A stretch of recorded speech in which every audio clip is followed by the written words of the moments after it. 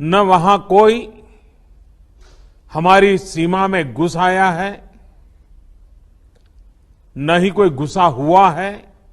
जब चीन जबरन हमारे सीमा के अंदर घुस के हमारे जमीन के ऊपर कब्जा कर लेता है, तब हमारी तथाकथित राष्ट्रवादी मोदी सरकार के मुंह में दही क्यों जम जाता है? जब चीन जबरन हमारे देश के अंदर घुस के हमारी नागरिकों का अपहरण कर लेता है, तब ये तथाकथित मोदी, बीजेपी और इनके इशारों पर हर दिन प्रोपेगेंडा चलाने वाले द सो कॉल्ड गोदी मीडिया में नील बट्टा सन्नाटा क्यों छा जाता है? बस एक ही कैप्शन घूमता रहता है, ना कोई घुसा था, ना कोई घुसा हुआ है। नमस्कार, देशन्यूज.com में आपका स्वागत है। मैं हूं संबित कुमार दास। राष्ट्रवाद जोर से चिल्लाने से नहीं होता है या विरोधियों को हर बार देशद्रोही कहने से नहीं होता है। राष्ट्रवाद देश की सीमाओं की सुरक्षा करने में होता है। राष्ट्रवाद दुश्मनों से देश की जनता को रक्षा करने में होता है।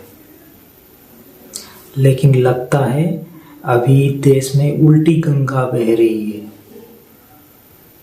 तभी तो जब चीन जबरन हमारे देश के अंदर घुस के हमारे जमीन के ऊपर बैठा हुआ है, कब्जा करके हमारे तथाकथित 56 इंच सरकार को सांप सूंघ गया है। जब चीन जबरन हमारे देश के अंदर घुस के हमारे नागरिकों का अपहरण कर रहा है, उस समय ये लाल आंख वाले सरकार आंख बंद करके बैठ जाती है। बात है अरुणाचल प्रदेश के। अरुणाचल प्रदेश के 17 साल का एक लड़का मीरन तारोंग को चीन की सेनाओं ने अगवा कर लिया है।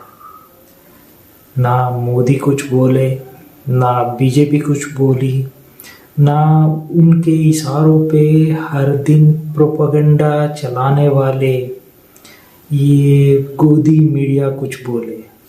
मजबूरन अरुणाचल प्रदेश के बीजेपी के ही सांसद को प्रधानमंत्री मोदी और गृह मंत्री अमित शाह से अपील करना पड़ा कि इस लड़के को चीन की सेना से बचाइए। ये पहली घटना नहीं है।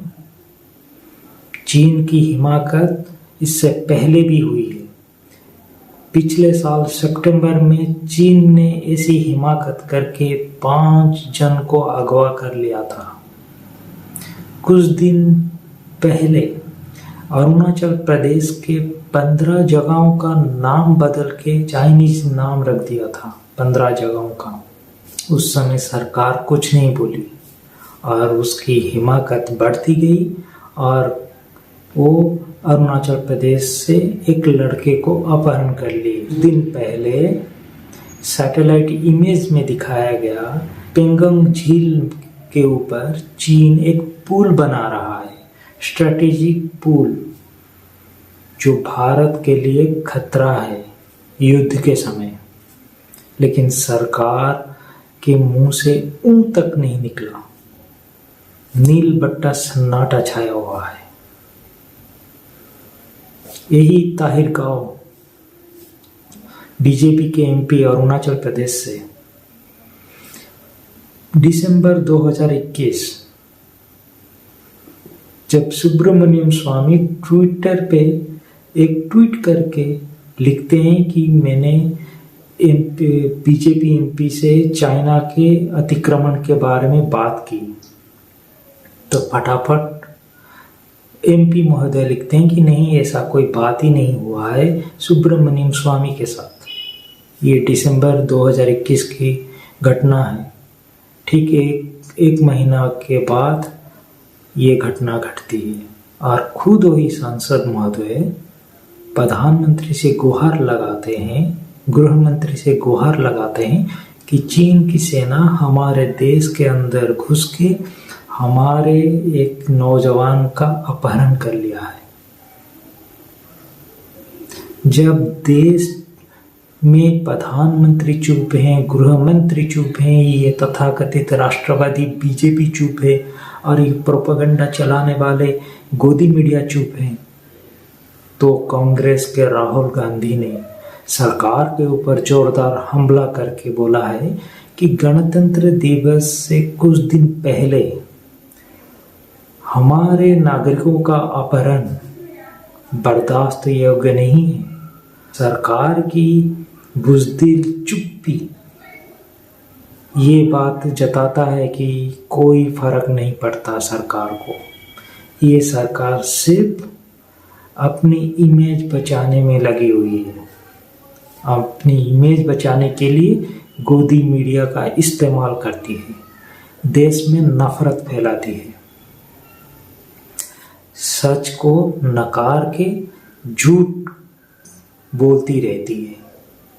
ये देश के लिए हानिकारक है। चीन देश के अंदर घुस के हमारी जमीन पे कब्जा करके बैठा हुआ है। आप सच्चाई से मुंह मोड़ नहीं सकते। जब चीन हमारे नागरिकों का अपहरण करता है तो आप सच्चाई से मुंह मोड़ नहीं सकते। आपको प्रतिवाद करना पड़ेगा, चाइना को जवाब देना पड़ेगा। ऐसा नहीं कि ना कोई घुसा था, ना कोई घुसा हुआ है, ना कोई कब्जा किया हुआ है। ऐसे बोल के आप निकल नहीं सकते, छूट नहीं सकते। अगर आपको ये ब्लॉग अच्छा लगा तो इसे लाइक कीजिए, शेयर कीजिए और इस चैनल को सब्सक्राइब कीजिए। जय हिंद।